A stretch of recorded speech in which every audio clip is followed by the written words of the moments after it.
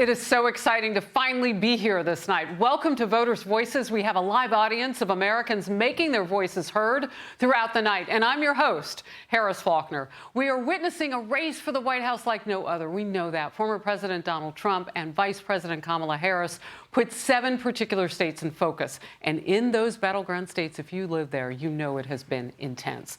Voters are telling me all about the tidal wave of campaign ads and polling experts trying to dig in and learn how they voted and why.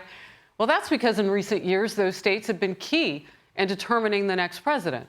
But voters all across America know their power. And with me for the evening, the linchpin of our great republic, the Voters' Voices. You guys, it's good to see you. Welcome.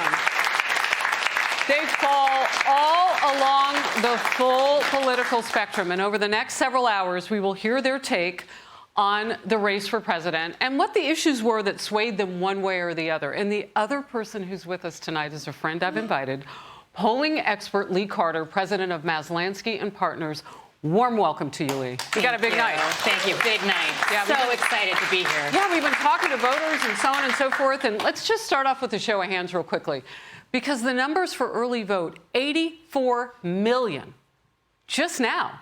And still counting all those mail-in ballots. So it's huge, incredibly large, setting records this year. How many of you voted early? Wow. It's a lot, right? It's a lot. Yeah, and how many of you voted today? Yeah, well, we would expect not as many, right? So how does that compare with what you find in your analysis? Well, what we're looking at right now, they're saying that about half people have early voted. And I think that's Wow. and so we could be looking at record turnout. Now, there's some people who say it's going to be more than half have already voted early, but I think we're going to be looking at, the numbers are showing that we're looking for a big night. Yeah, that would be huge if that were the case, because 2020 really was the burst on that. Okay. A quick rundown of what we'll be showing you tonight before we hear from the audience. Our team compiled key moments from the Trump and Harris campaigns, and Lee is showing some of those comments to American voters along the way, and they used their computers to respond to those in real time. The lines on the screen that will show you their reaction: red representing Republicans, blue for Democrats, and gray for independents. And our first topic, we heard a lot of this, fiery rhetoric. This from Vice President Harris. So listen, so much is on the line in this election, and this is not 2016 or 2020. We can all see that Donald Trump is even more unstable and more unhinged, and now he wants unchecked power.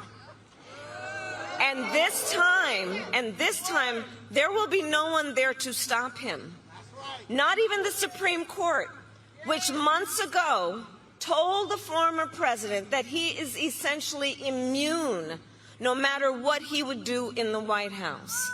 I'm mostly watching the gray line because we've been told so much about independents and how important they are. What did you learn with this? So you could really see Democrats responded favorably, but independents gave this a D, while Republicans gave it an F. And one of the things that we heard from independent voters is that Kamala was supposed to be this joyful candidate. She positioned herself right off the bat as somebody who was going to be different, bring us together. She said we have more in common than divides us. And the more negative she got, the more negative independent voters got towards her. And I think we saw that happen in the polls. She had a surge in the beginning and things sort of flatlined once she sort of turned very negative. All right, here's one from former President Trump. She's running on a campaign of demoralization. It's a campaign of hate. Her lies and her slanders are very shameful and really inexcusable. Today we're going to talk about the real character of Kamala, and a person who has no remorse for the anguish she's inflicted upon families all across America. Kamala intends to conflict and keep this misery going, and she's going to keep it going as long as she can, because that's the only way she can get elected. Now, you can see very different reaction here than we had with the other voters. Democrats, not surprisingly, gave this an F. Independents kind of flatlined it, gave it a C. Republicans gave it an A. I think this kind of rhetoric is priced into Donald Trump. They want to see him be tough. They want to see him be a fighter. And a lot of the things that he talked about were things that people agreed with. So I think people give him more of a pass on the tough rhetoric than they do on Kamala. All right, let's talk to some voters. I can't wait for this part. Okay, so Steve, you are a Democrat, and I understand you voted for Trump, and you live in the all-important battleground.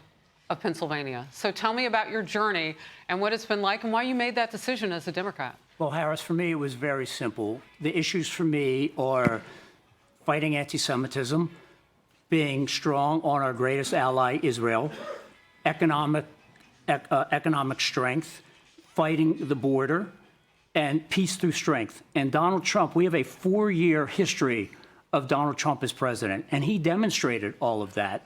And it was a no-brainer. It was been a very interesting reaction for people to see me demonstrably promote my rapport for Donald Trump, but I also have supported Dave McCormick. So that was sort of a double-edged whammy for me, but it was a no-brainer. And supporting Donald Trump was an easy decision. Yeah, as a Democrat, you said, people were reacting to that.